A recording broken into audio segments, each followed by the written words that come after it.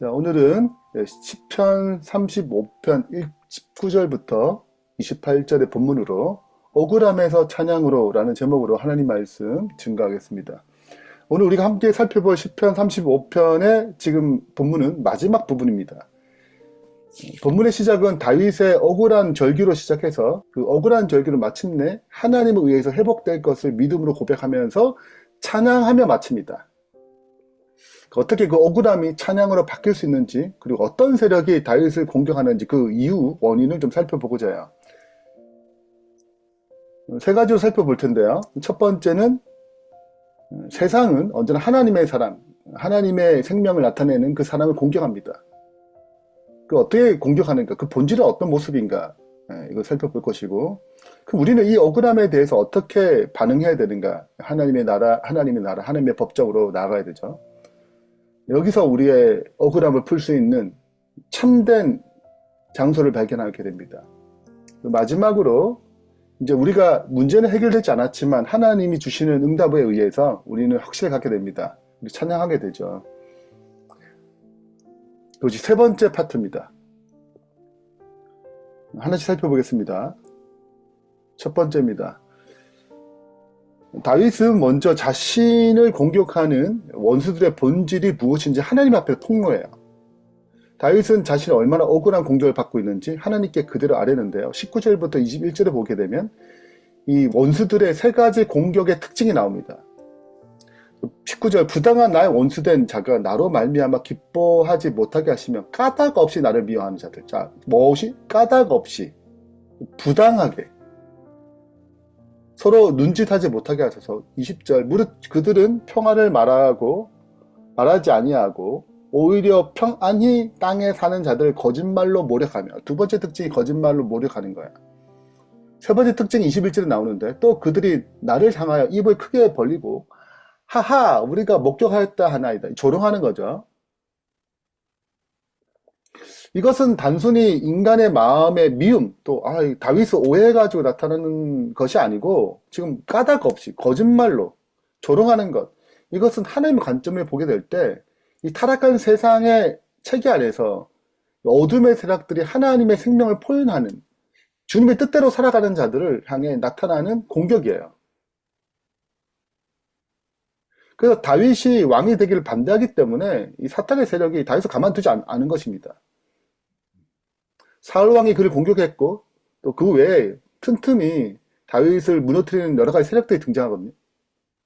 이런 특징들이 뭐냐면 하나님의 뜻대로 살아가고자 하는 자, 하나님의 생명을 발현하는 자들을 향해서 어둠의 세력은 늘 싫어해요. 그래서 다윗에게 향한 이 세 가지 공격의 특징은 예수님이 받았던 공격과 비슷해요. 앞으로 또 현재 우리도 그분의 뜻대로 살아가고자 하는 자들에게 받을 공격인 것입니다.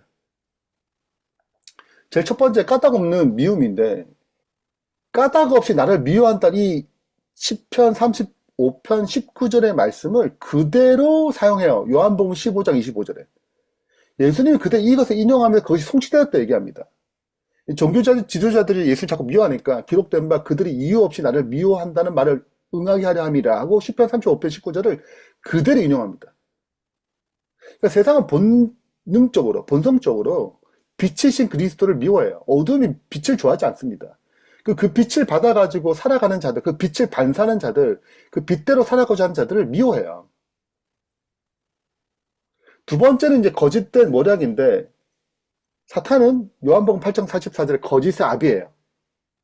거짓은 사탄으로부터 나옵니다. 거짓은 원수 사탄의 본성이에요. 하늘로부터 시작했어요. 진리이신 그리스도와 그분에 속한 그 진리를 따르는 자들을 거짓은 싫어합니다. 필연적으로 뭐 하게 돼 있어요? 오락하게 돼 있어요. 거짓으로.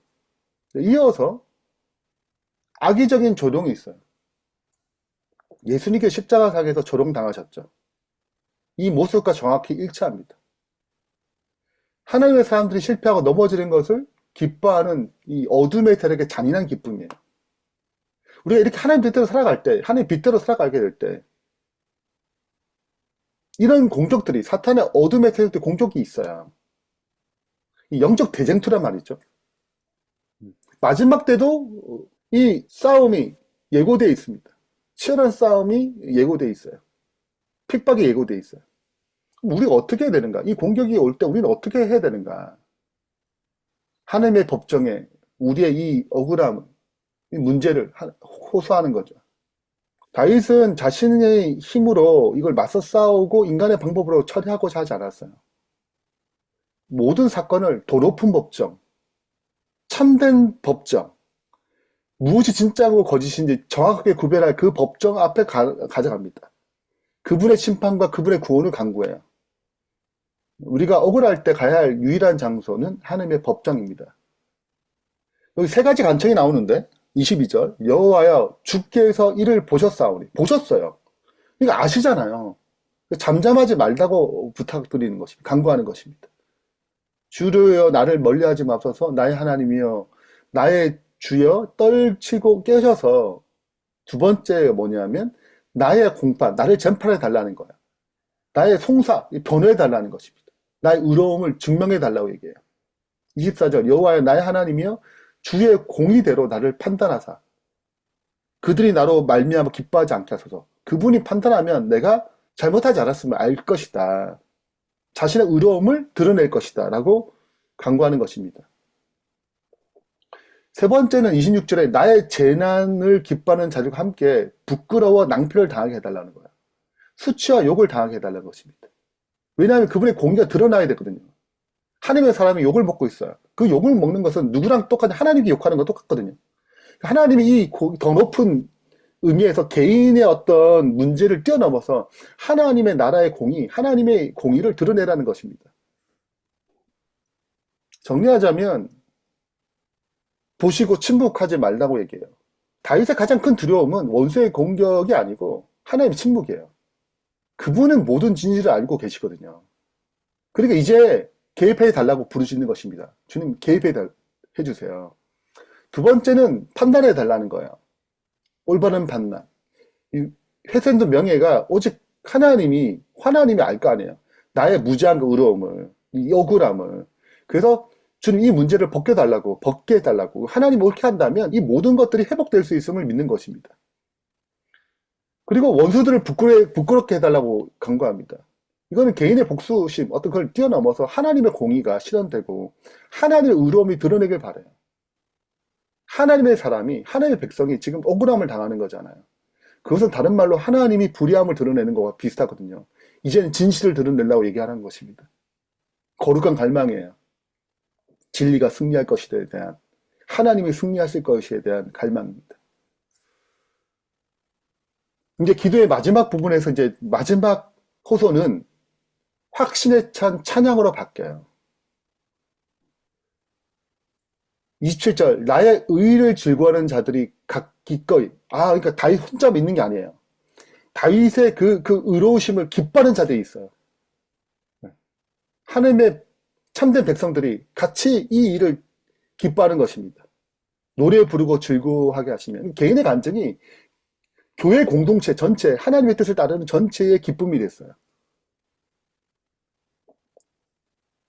종의 편안함을 기뻐하시는 여호와는 위대하시다 하는 말을 그들이 항상 말하게 하소서. 나의 혀가 주의 의를 말하며 종일토록 주를 찬송하리이다. 다윗이 실은 아직 구원받지 못했어요. 상황은 안 바뀌었어요. 근데 지금 뭐라고 얘기하냐면 재판에 승소를 한 것처럼 이미 승리한 것처럼 고백하는 것입니다.